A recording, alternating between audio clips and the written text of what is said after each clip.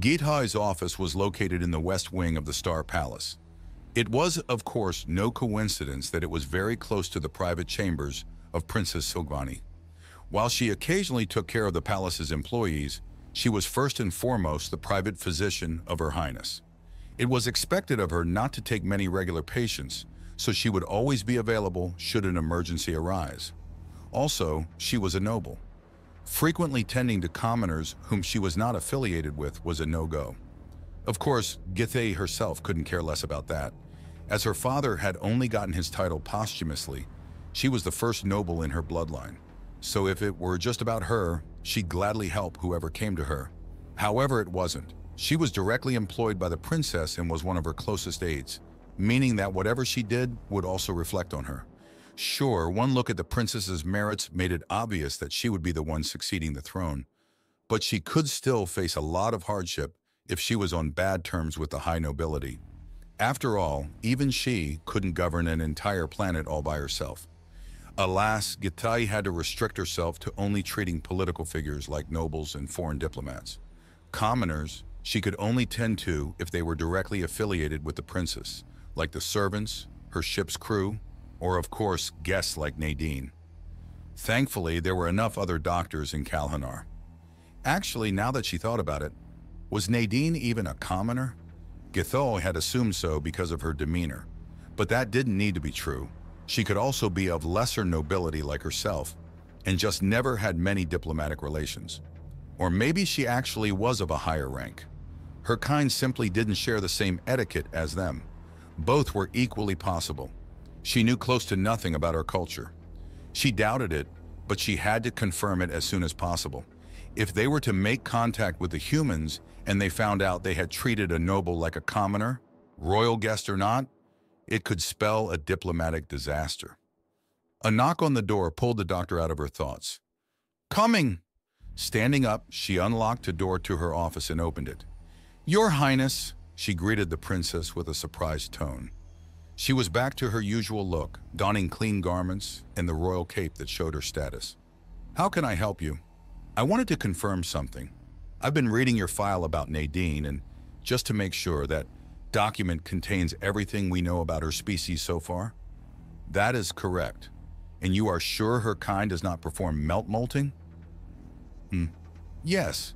I didn't manage to go into detail with her about it, but it appears her kind does not perform any form of molting. Though now that you say it, there should still be something happening to dead skin. I'll add that to the list of things I still need to ask her." The princess sighed. "Do that, but that is not why I was asking.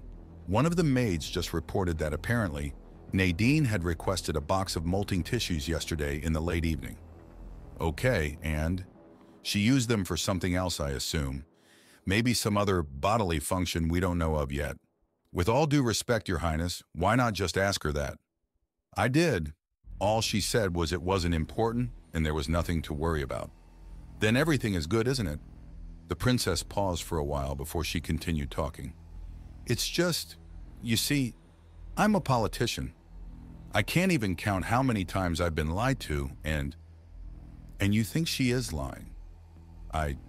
It's just, I have a bad feeling about it, but I don't know. If something really was wrong, why wouldn't she say it? Because it's something embarrassing?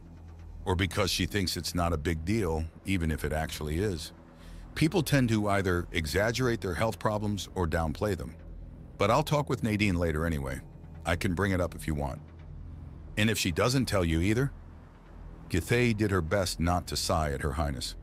"Well, then I guess you'll have to install a hidden camera in her room." "Are you serious?" the princess snapped, apparently not recognizing the sarcasm. "She is a guest. That would be an insane break of trust." The doctor sat down in her chair. "Your Highness, with all due respect, what do you want me to tell you? I want to help Nadine as much as you do, but I can only do that if she lets me. I still know close to nothing about her body.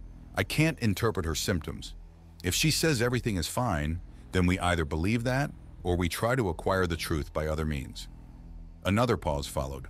Githai could understand the dilemma the princess was facing very well. What the right thing to do could be a very gray area. A lesson she had learned the hard way, shortly after she had started working as a doctor, and before the princess had employed her. It was her first patient death, a soldier, the sixth child of a lesser noble who had just joined the army. He had died not because she couldn't do anything, on the contrary.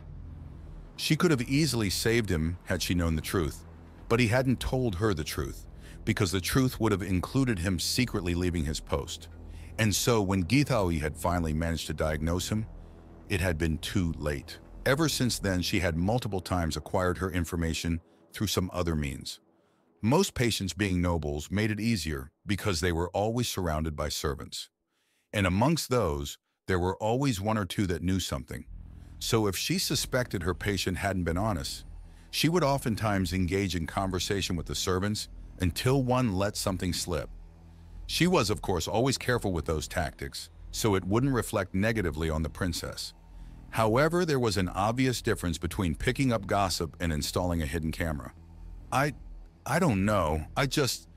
She has lost everything and has yet done so much for us. I just want to help her wherever I can. But surveilling her without her knowledge, wouldn't that be a crass violation of her privacy, her trust in us, and the customs of hospitality? Yes, not to mention the chance of it coming to light.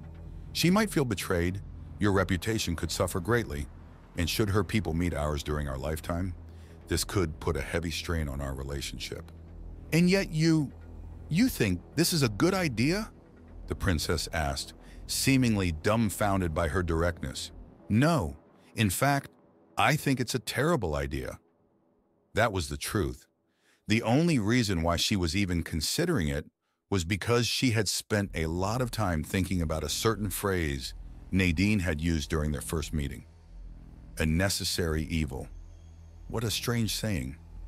She stood up and looked the princess in the eyes. Of course, she still had to look up quite a bit to do that.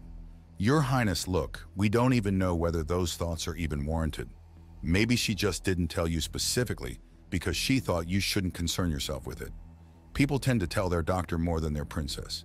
Let me just make one thing clear, the princess answered with a defeated look in her eyes. Even if she doesn't tell you, and you to think she is hiding something, I will not ask you to do this, and neither do I want to hear any reports about you doing it on your own accord. Is that clear? The doctor bowed. Absolutely, Your Highness.